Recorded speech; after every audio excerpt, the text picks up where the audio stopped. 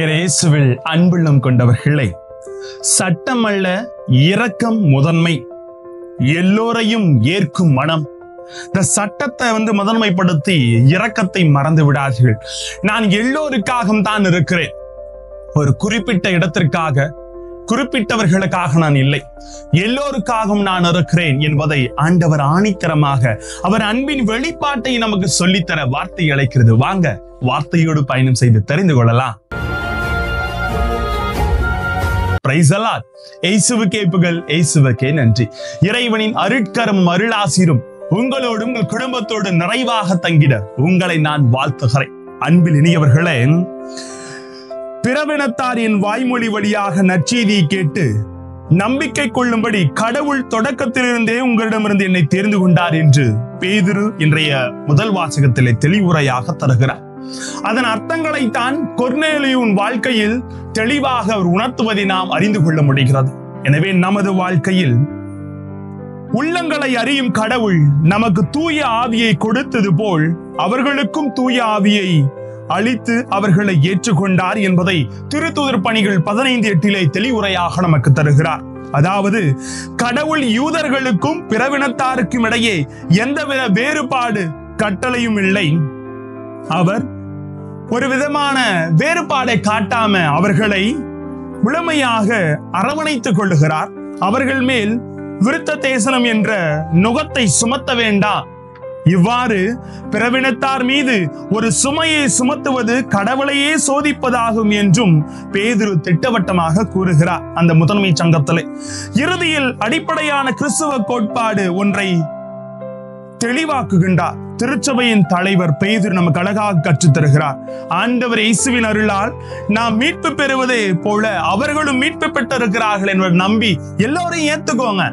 ஒரு குறிப்பிட்டவங்க தான் அப்படின்னு சொல்லி இந்த பிரித்தாளும் கொள்கையை வாழ்க்கையில் பின்பற்ற வேண்டாம் என்பதை கடவுள் ஆதியிலிருந்து தெளிவாக சொல்லுகிறார். சட்டம் அல்ல இரக்கம் தான் முதன்மை.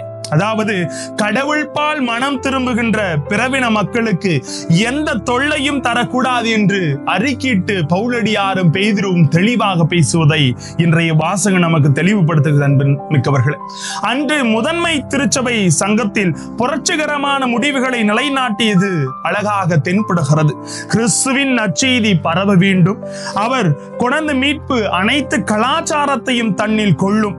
இந்த மீட்பு எந்த ஒரு தனி கலாச்சாரத்திற்கும் அடிப்படையாக கூடாது. அதாவது கிறிஸ்துவம் ஒரு குறிப்பிட்ட கலாச்சாரம் அல்ல, எல்லோருக்கும் எல்லாமும் ஆனேன் என்று இறைவன் ஒரு படிப்படிகளை இங்கு சொல்லித் தருகிறார்.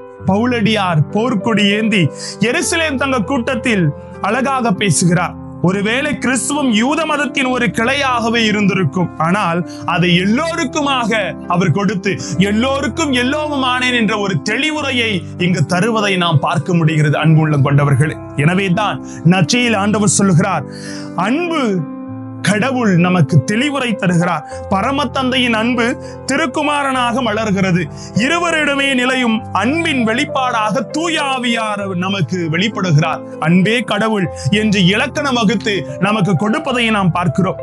தந்தையின் திருவுளத்தை நிறைவேற்றவே அந்த அன்பின் இலக்கணம் நமக்கு கொடுக்கப்படுகிறது. சட்டம் அல்ல, இரக்கம் தேவை என்பதை தான் இன்று ஆழமாக சொல்லித் தருகிறார்.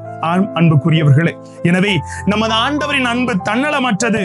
நமது அன்பு தன்னலமில்லாமல் பிறரை அணுகுகிறதாக, இயேசுவுக்காக எதையும் தியாகம் செய்வதாக நம்மை நாம் உருவாக்க வேண்டும், நம்மை அமைத்துக் கொள்ள வேண்டும். என்னை விட தன் தந்தையோ தாயோ அதிகமாக நேசிப்பவன் எனக்கு ஏற்றவன் அல்ல என்று இயேசு சொல்லுவது போல, என் மகிழ்ச்சி உங்களுக்குள் இருக்கும்படியாக உங்கள் மகிழ்ச்சி நிறைவு பெறும் வரட்டு நான் உங்களுக்கு இதையெல்லாம் கூறினேன். எனவே தான் உங்கள் கற்பனைகளை மாற்றிக்கொண்டு கற்பனைகள் காட்டும் நெறியில் என்னை நடத்தி செல்லும், அதுவே என் இன்பம். கற்பனைகளில் நான் மகிழ்ச்சியுறுகிறேன், அவற்றை நேசிக்கிறேன் என்று திருப்பாடல் ஆசிரியர் சொல்லுவது போல உங்கள் மகிழ்ச்சி உங்களிடமிருந்து எவனும் பறித்து விட முடியாது என்று இயேசு கூறுகிறார். எனவே மனநிறைவு, அமைதி, மகிழ்ச்சி ஆகிய இந்த கொடைகளில் நாம் திளைக்க வேண்டும் என்றால் இயேசுவின் மீது அளவற்ற அன்பும் நாம் முழுமையாக கொள்ள வேண்டும். தந்தையின் மேல் அன்பு கூர்ந்தது போல நான் உங்கள் மீது அன்பு கூர்ந்துள்ளேன் என்று இயேசு சொல்லுவது போல இந்த உலகத்துல எல்லோரையும் ஏற்கும் மனம்தான் கடவுளின் அன்பை பிரதிபலிக்கிறது. சட்டம் அல்ல, இரக்கம்தான் முதன்மை என்று செயல்பட்டு வாழுங்கள். ஆசீர் உங்களோடு. ஜெபிப்போமா? அன்பு இறைவா, எங்கள் வாழ்வில் நாங்கள் சட்டங்கள், எங்கள் வாழ்வில் சில விதிமுறைகளை தந்தாலும் உமது அன்பு தான் அனைத்திற்கும் சட்டமாக என்பதை உணர்ந்து வாழவும், எல்லோருக்கும் முழுமையாக முதன்மையான அன்பை கொடுத்து எல்லோரையும் ஏற்கும் மனதோடு வாழ எங்களுக்கு அருள் தாரும் ஆண்டவரே. Praise the Lord.